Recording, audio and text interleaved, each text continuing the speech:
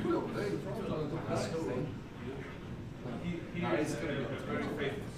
know. That's why I'm sitting right next to him. That's why he's sitting at the front. So that was throwing. This is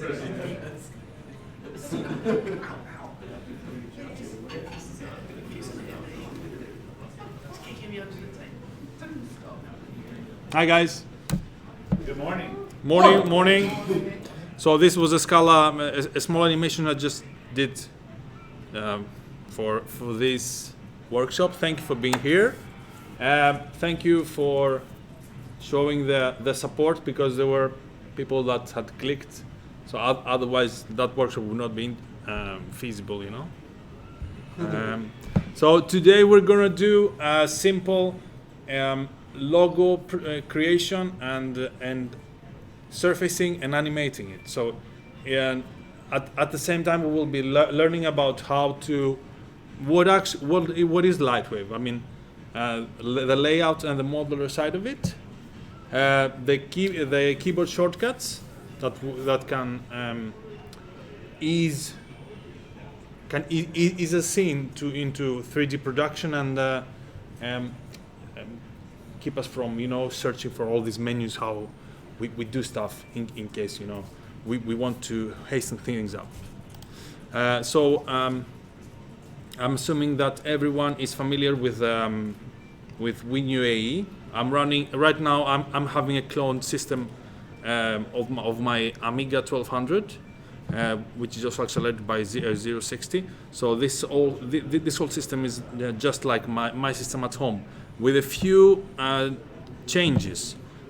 You might also want to do these changes. So these are, if you open with F12 the WinUAE properties, or which UA you're using actually, and you go to CPU, you want the CPU emulation to go to fastest forward. It doesn't really matter which processor you choose, as long as it's a 030 and upwards. And You need an FPU, in other words. yeah, you need FPU, yeah, exactly.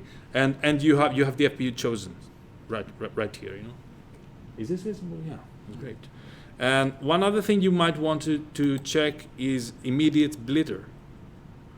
So on our Amigas, if I turn it off, so you have the you can see the layout is lagging because it wants to refresh according to 50 hertz, you know, and it's also slow because it needs CPU power to refresh. But when you do immediate blitter, you have all this fluid motion going on. So this is a key important when you have lots of objects going on actually in your scene, and especially if you do character animation. So you have all these bones and inverse kinematics that require all this processing power. So you just ease the system in, you know. That's about it. Now, if in any case one wants to access the keyboard shortcuts, one can either press help on our original Amigas, or page down on our WinUAEs. So this is what happens. So you have all the shortcuts here. Page down. Okay. Continuing, and the same goes for modular. On a sane system, modular, the button here should be clickable. So when you do that, it goes to modular. And if you do page down or help, you also have a list of all the, not all, but almost all the keyboard shortcuts that you can get help with. Okay. All of these have also their buttons, but the most productive way is to have like one hand on the keyboard, one hand on the mouse, and having a combination of, you know, keyboard shortcuts, doing whatever I want to manipulate my object or my, you know, points or polygons, and then once more, you know, with keyboard shortcuts, deactivating tools, activating tools, and hotkeys as well. Okay.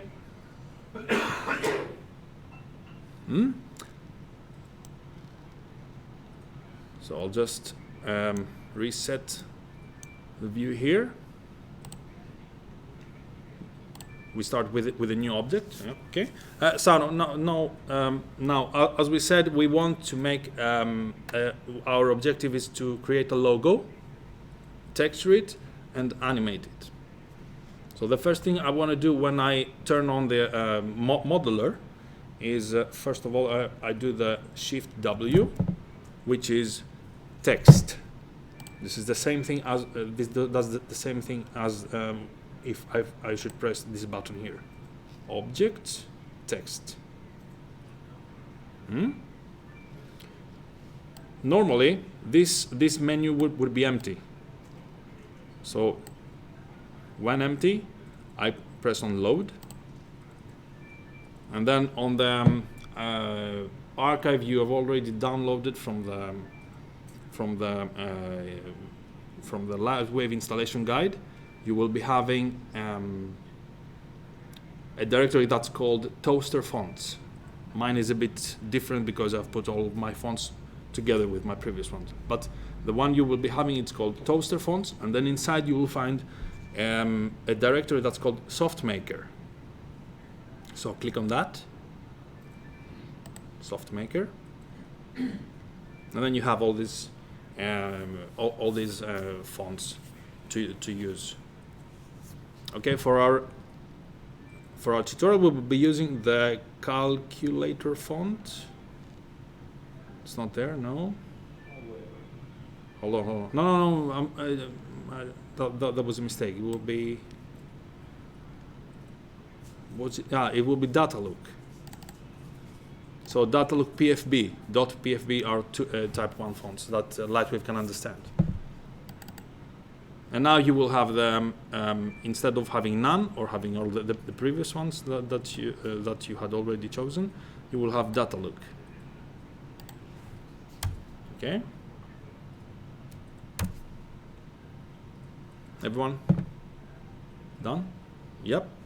And now let's type our handles, for example. Okay, my handle is Muad'Dib.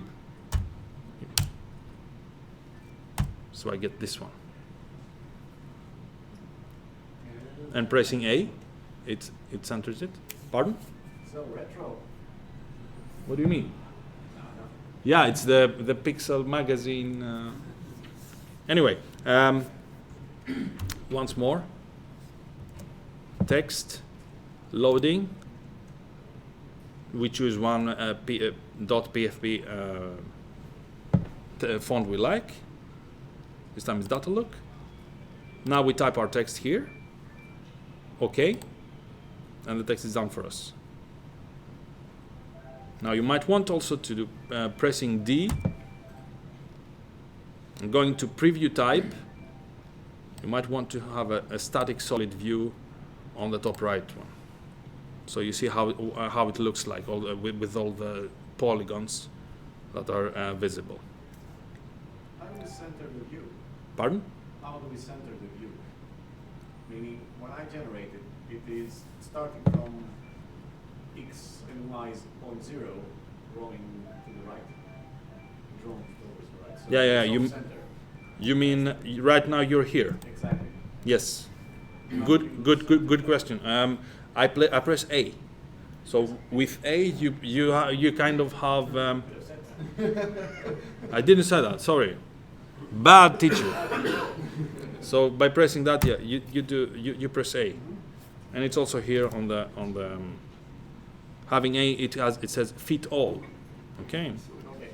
Then you might want to fit a selected polygon on your screen just to work just with that. Then you do Shift A.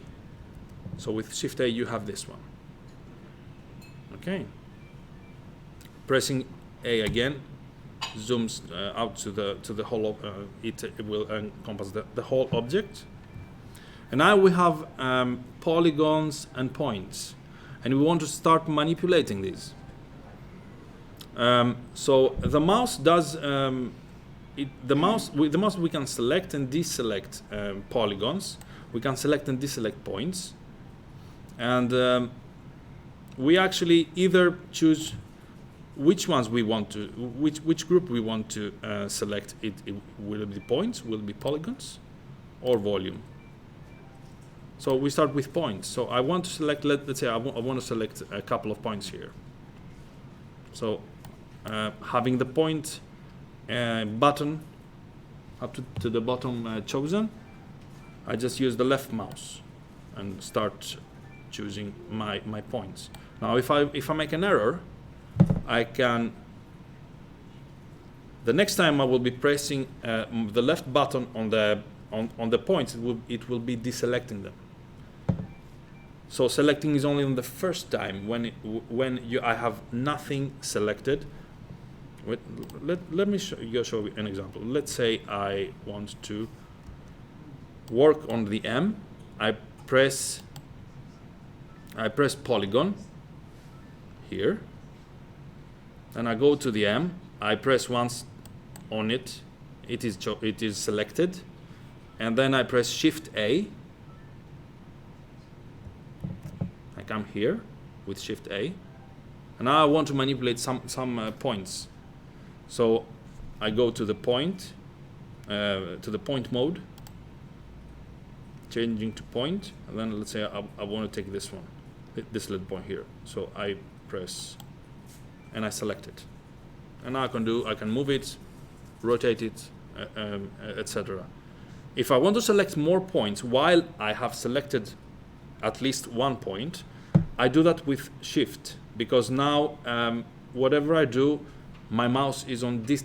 My left mouse button is on deselect mode. So this can be frustrating in the beginning. So let's say, oh, I will be choosing all those little points, okay. And now I have depressed left mouse button. Now I went, oh, I forgot this too. Oh, they don't get selected. What happened? But now I have to press Shift to continue the selection. So with Shift I continue just like that, because only left mouse button where I have at least one element selected is on deselect. So I will deselect them. Okay. Again. And deselect. Then the same goes with polygons. I have selected this one. But with A, let's say I want to select the whole text. So I keep the left mouse pressed and sliding over all the elements I want to choose. Okay, so everything else is this. I cannot, once I have selected once and depressed, keep selecting, because I need Shift. This is kind of awkward actually, but once you get used to it, it becomes like a very natural. Deselecting everything now, I either go with my mouse here, and I just press left mouse button, or keyboard shortcut. I press slash, and everything gets deselected. Okay, so this is a reset. I reset to 0.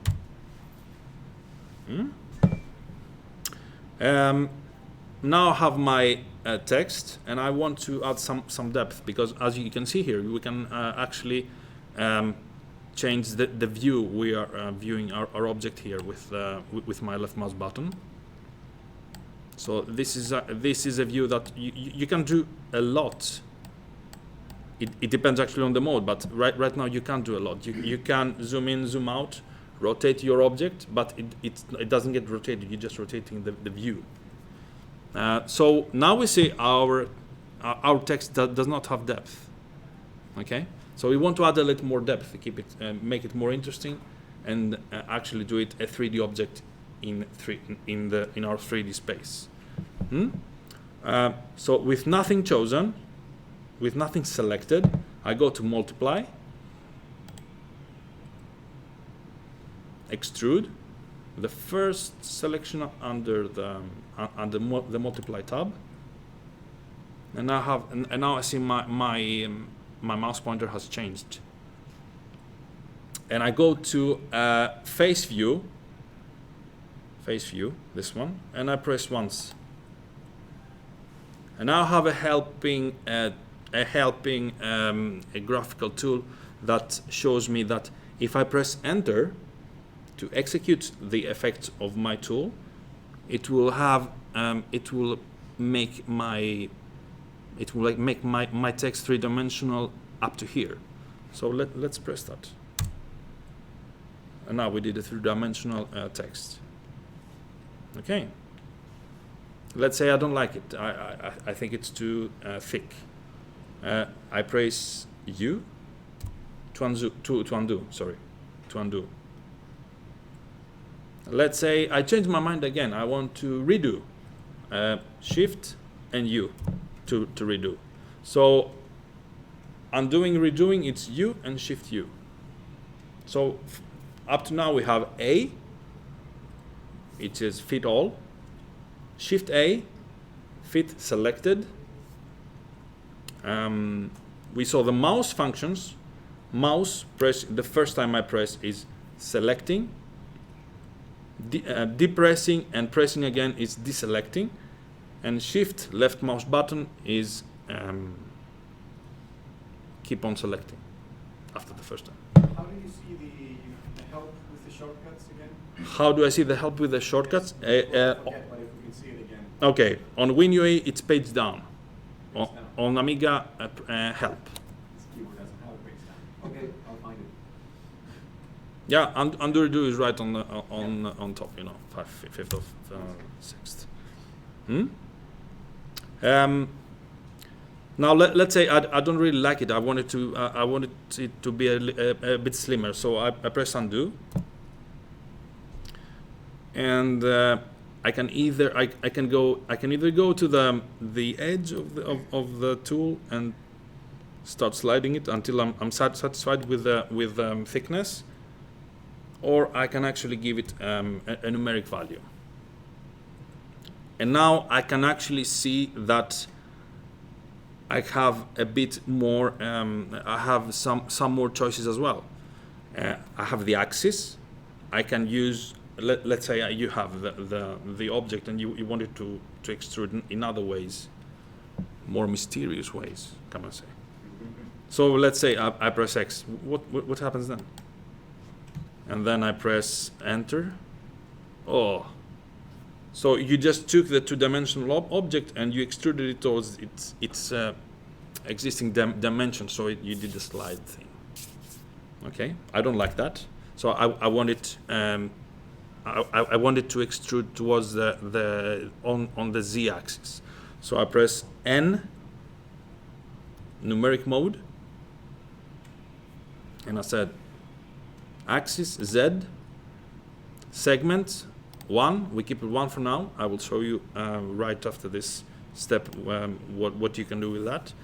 And the extent, I would just want it to be, let's say I want it to be like 100 millimeter. Why 100 millimeter? Well, let's see how much 100 millimeter is. So it's going to be quite more interesting, you know.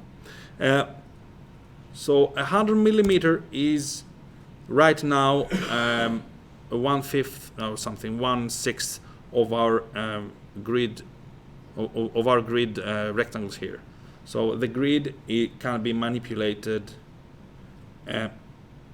with zooming and unzooming towards an object or an axis. So here we have the value that shows how do I say that, how long is our current grid, like the values of the measurements, how much does it measure, you know. Right now it's 500 millimeter. Let's say I unzoom. I want my logo to be a kilometer wide, a kilometer long, you know. So let's do an unzoom. I'm going back to my help and I try to see zoom out. I see zoom in, zoom out, zoom in times 2, zoom out times 2. That's more interesting. Okay, so actually it's the same button, but you press shift. Let's say zoom out. I have the comma. Pressing zoom out. Go towards us, but with shift zoom out, it was twice as far. And now I see something interesting happening. My grid rectangles, my grid is actually shrinking, and I also see on the bottom left corner that the grid is actually 1 meter. So each of these rectangles are 1 meter long and 1 meter high, depending on how you see it. Okay.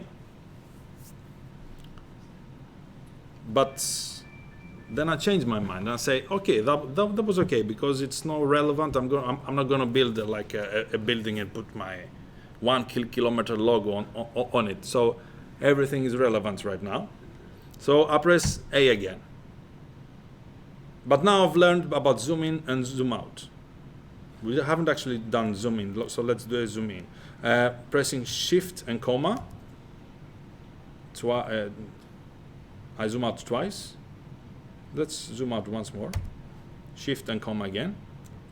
Okay. And now let's zoom in. Let's press my point. Once, 2, 3, 4, 5. So comma and point. I can do zoom in and zoom out. With shift, I can double this value, this factor actually. Questions up to now? Why does the grid change when you zoom out, but it doesn't change when you zoom in? It doesn't? Let's zoom in. It does actually, but let's say you have your grid. It's fixed for one or two zooming instances, and then it has to either divide or multiply itself, because it has to. It actually creates a new grid. Okay, so when you go up, you go out. It hasn't changed yet, but you see that the rectangles have changed. But now you have a new rectangle creation because the grid has changed. So if you would see all the rectangles that there is, then it would be black, because you have all the rectangles that will be squashing each other. Another question? I have one.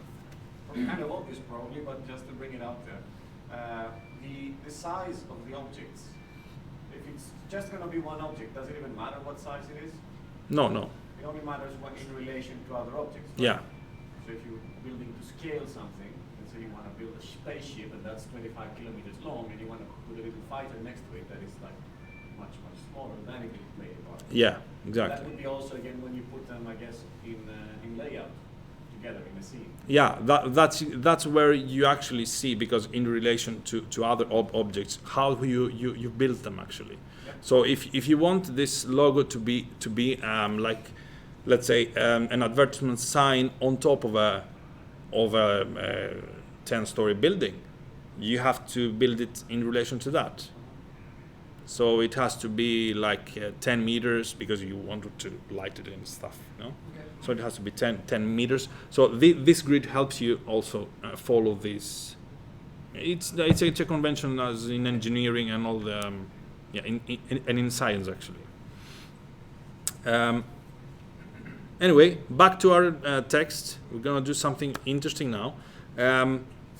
First we press A to go back to our all-encompassing fit all view. Ready? And now we're going to do something interesting. We know that up now we press left mouse button to select, and left mouse button again to deselect. So it's anyway. Now what does right mouse button do? What does it do actually?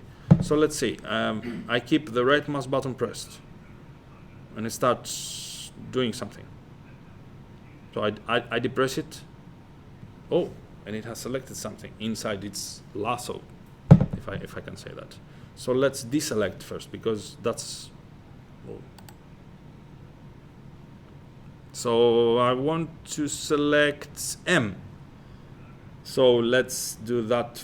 Let's do what we learned first. First, I select M. Okay. Now I see that I select more stuff, you know, but that's because there are more stuff when I clicked. Shift A, fit selected. And now I don't want to randomly manipulate all those, only those selected. So I deselect again. And what I want to do is select only the front face of my M. Okay, so let's use the lasso. Right mouse button while I'm here on the left side, on the left view, and I start. Oh, I can go outside the screen. That's amazing that's the amazing thing with the Amiga, or with the Lightwave version of it. Okay. So now I have. Why do I have 4? Why do I have 4 surfaces instead of just my M? Oh, that's because every other letter has their front surfaces just right to each other. Okay, so I have to do something else. Let's zoom out, and if this is the case, yeah, then everything is selected here, or almost everything. So let's do something else. Let's actually think in Boolean. Let's deselect those that I don't want. So I go with my left mouse button, deselecting, going to A to fit all, deselecting, and deselecting. So as long as only the surfaces I want to affect are selected, which is right now is the M. And just to verify that, I have that number here that shows how many surfaces are selected actually. Okay, and now I do fit selected again, Shift A, and let's say I want to move my M. That will be more towards the camera once it is ray traced. So there is a tab here that is called Modify.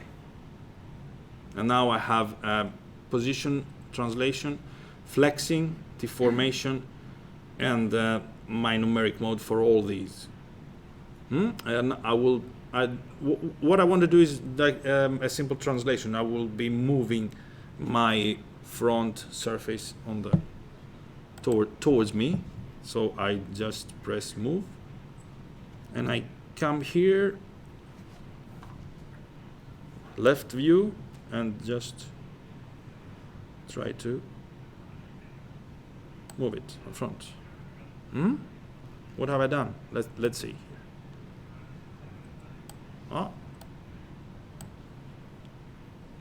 And the same thing can happen with rotate.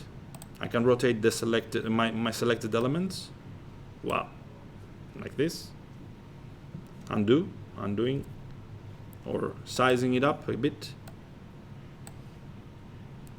Let's unzoom a bit to see what we have done. Here, undoing, stretching. Oh, interesting things start happening, you know. Twisting, let's twist it a bit. No, nothing happens. Why? There. So let's see what we've done. See, we can manipulate my selected areas in various ways. And if I want to be accurate, I can use the numeric, my numeric requester on all of these tools. Okay. How do we recall the numeric? Pardon? How do we recall this numeric box? With the n, small n. Okay. Okay. Or you can also use this button here. Yeah. Okay. Undoing. I just want to be undoing again.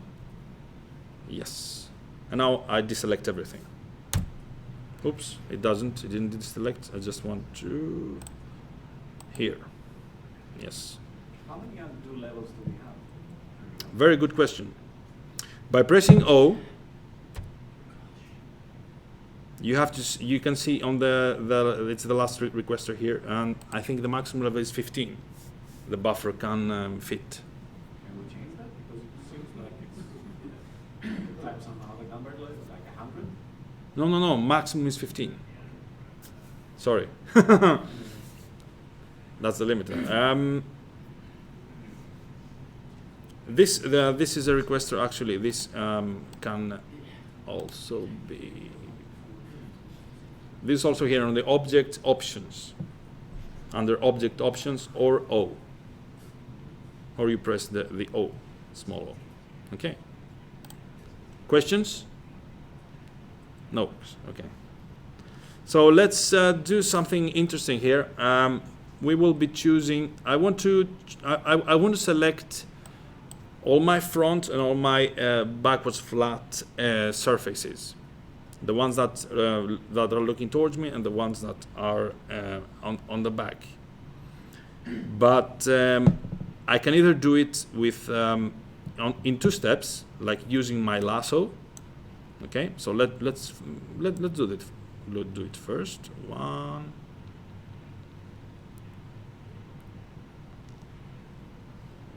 See what happens? Yeah, and it worked. So when I fly my mouse over other surfaces that are not fully encompassed in the lasso area, Lightwave doesn't select them. So this is another thing, let's say, than doing this. So I'm encompassing more side surfaces, as you can see, you know. Undoing. No, unselecting, sorry. But I want the front ones, so, and the back ones. How do I do that now? Maybe with Shift, as we had the left mouse button, now we have the right mouse button. Pressing Shift and lasso. Yeah, and it did just that. Okay, questions? Selecting stuff? Okay. Now comes the really fun part. Because right now, if I ray trace this thing, it will be like a flat quad thing that doesn't have any organic view, you know. It will look as if I cut it with a knife, you know. But now let's go to the next step. Let's round it up a bit, and we do that via the bevel. We go to multiply, sweep category, and bevel. Do I pronounce it right? Bevel. Yeah, it depends on what. Okay. And I press the bevel button, and now I get a requester. Let's press OK and see what happens. Ooh, and we have some ugly out of this universe thingy that has ruined my logo. Oh, undo is your magic button here. So we have to fine tune this thing. First of all, we look at our grid. Okay, our grid is 100 millimeter, which is quite big. So what can I do? I can lower the values. First, I zoom in to my logo and see via recentering. Now we're going to do a new, we're going to be using Alt. If I press Alt now and press the left mouse button and keep it pressed, I can actually go to other places. It's like a free view movement. So Alt and left mouse button. And I want to go to the center of my like watching my cross section from the left. I zoom in, and now I have another grid now, 20 millimeter, 10 millimeter, and I am actually, what I want to do is how big or how long the effect, the bevel effect, will be on rounding up my logo. So maybe I will choose like 10 millimeter. So I go to bevel again, and I write 10 millimeter for both of these values. Inset, Shift, and I press enter and see what happens. So this is much more interesting. Fit all with A and zoom in and see what we've done. So it's looked like, I think it's quite better. Zoom out a bit.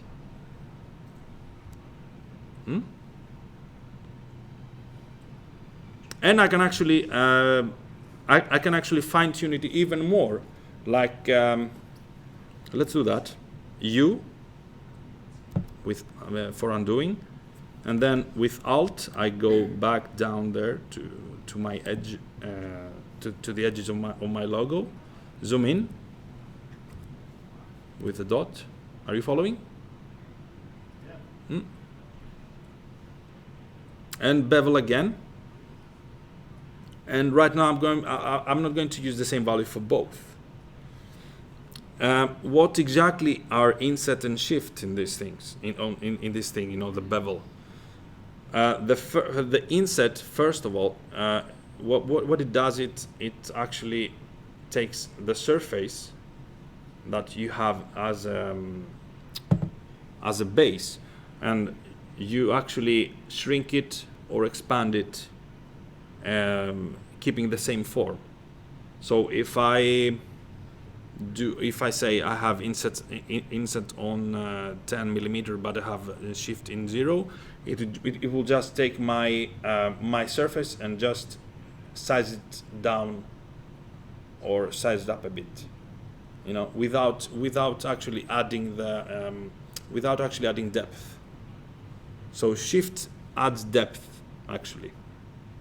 Okay, so what I'm going to do is I'm going to inset it in 5 millimeters, less than shifting it, and see what happens. So I have the effect is less, actually stretching the surface is less than actually pulling it outwards. Okay, but now I'm reversing the values on the next step. This is my first bevel step. I'm doing bevel again, B. Now I'm putting inset to 10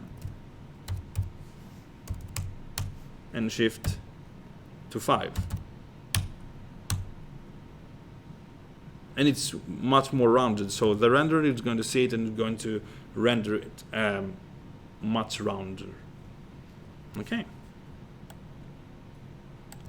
Here.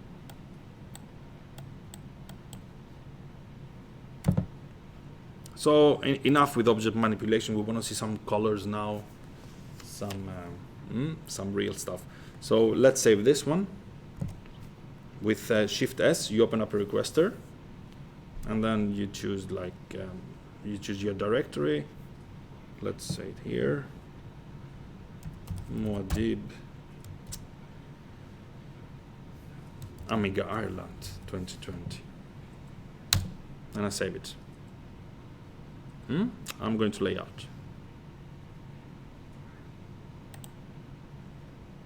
Everyone in layout? Yep. So now these two programs communicate with each other. I can also how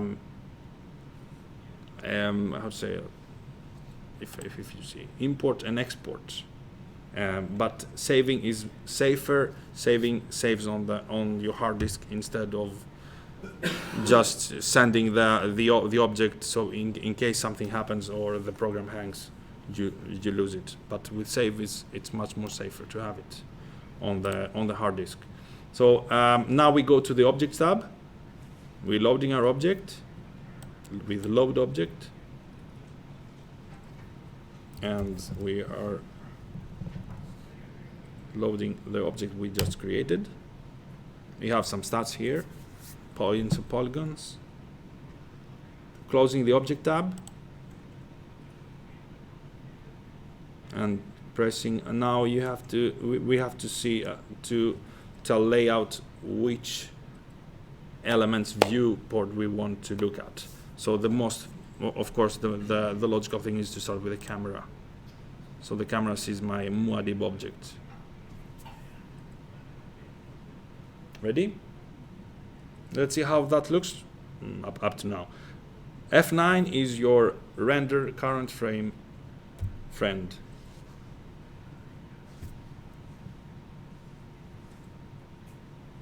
It's beautiful.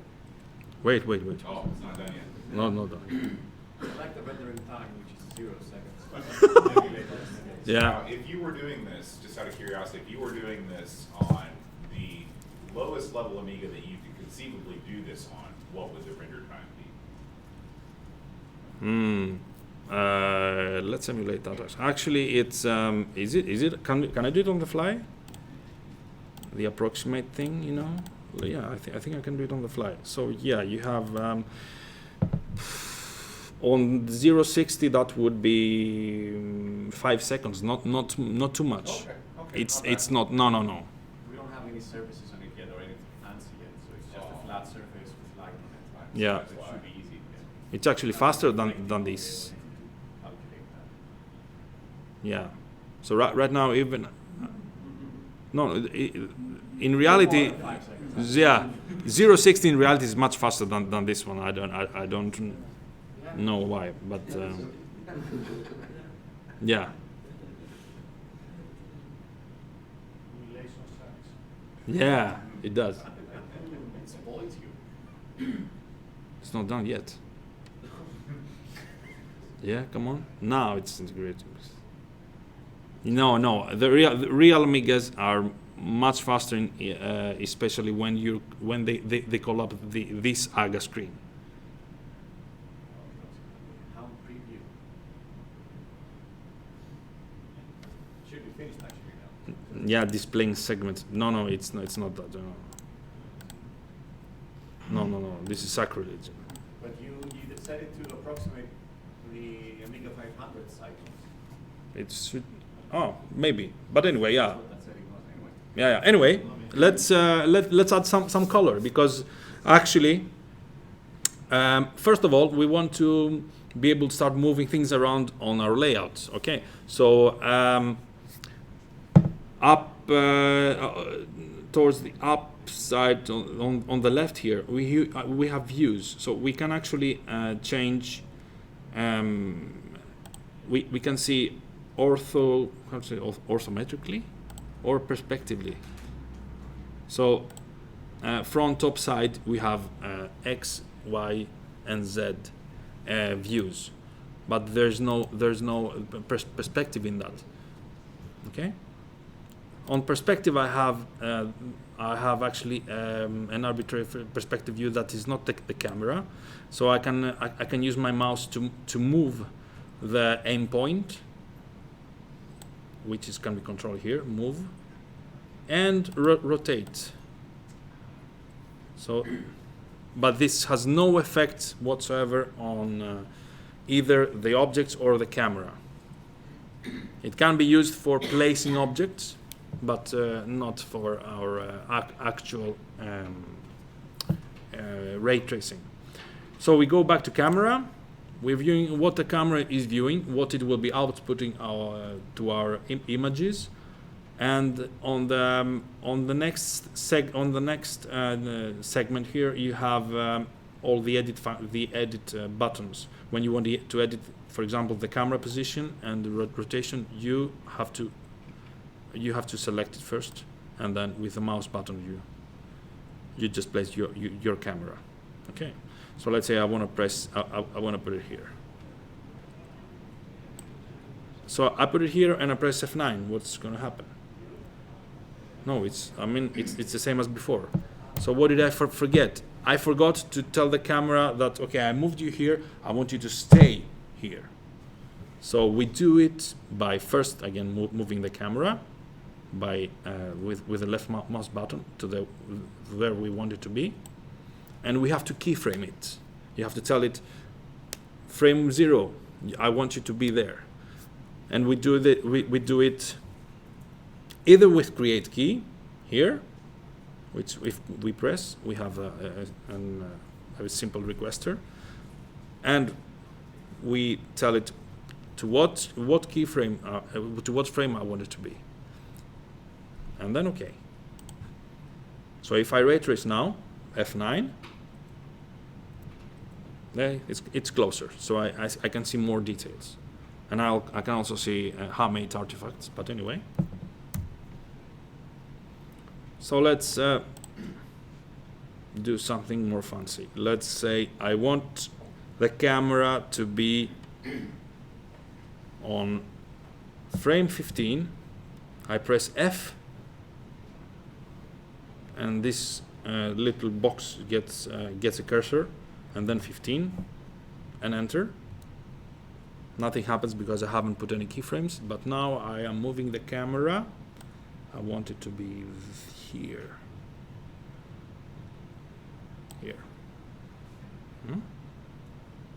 And rotate it a bit towards the right so that it will be seeing the whole logo. Moving again a bit to see it all, moving towards there. So let's create a key here. Key 15. Let's go back to frame 0. What does that mean actually for all the frames between 0 and 15? F0, enter, I go back to 0. And now with my left and right cursors, I can move my timeline. See in time what the camera will be doing, or what everything will be doing. And I've created a small movement. Okay. Keyframes can be created by this key here. And I can also create keyframes with enter, which is more productive. So let's show you. I want to show you what I can do now just with enter. Okay, putting it here, say 7. Putting it here, say 2, and then let's say 2 will be this one. And now what have I done?